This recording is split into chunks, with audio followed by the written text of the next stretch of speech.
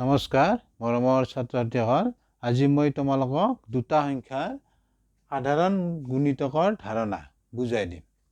চোৱা সংখ্যাটো দুটা বা ততোধিক সংখ্যাৰ উমৈহতীয়া গুণিতক বৰক ইহঁতৰ সাধাৰণ গুণিতক বোলে। যেনে 2 আৰু 3 সাধাৰণ গুণিতকবোৰ নিৰ্ণয় কৰিব লাগে। চোৱা ইয়াৰ আগৰ ভিডিঅ'ত তোমালোকক কোনো এটা সংখ্যাৰ গুণিতক কেনেকৈ উলিয়াই মই বুজাই দিছোঁ।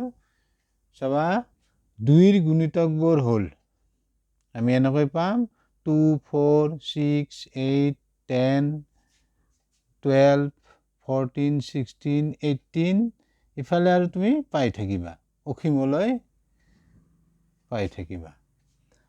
তাৰপিছত তুমি 3ৰ গুণিতকবোৰ হ'ল 3ৰ গুণিতকবোৰ লিখিবা 3 তুমি পাবা, তাৰপিছত 6, 9, 12, 15, 18, 21 এনেকৈ ডট ডট অসীমলৈ পাই থাকিবা।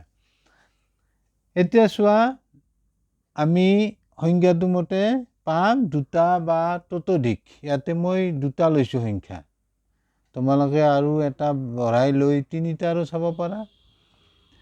দুটা বা ততোধিক সংখ্যাৰ উমৈহতীয়া গুণিতক বোৰক সিহঁতৰ সাধাৰণ গুণিতক বোলে। অৰ্থাৎ যিটো সংখ্যা 2ৰ গুণিতক আৰু 3ৰ গুণিতক সেইটোক কম আমি সাধাৰণ গুণিতক। এতিয়া চোৱা ইয়াতে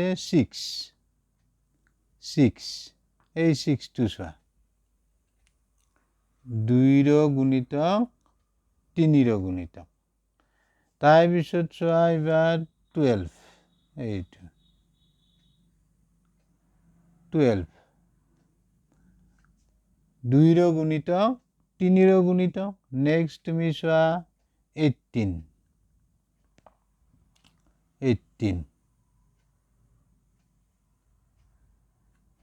2ৰ গুণিতক 3ৰ গুণিতক।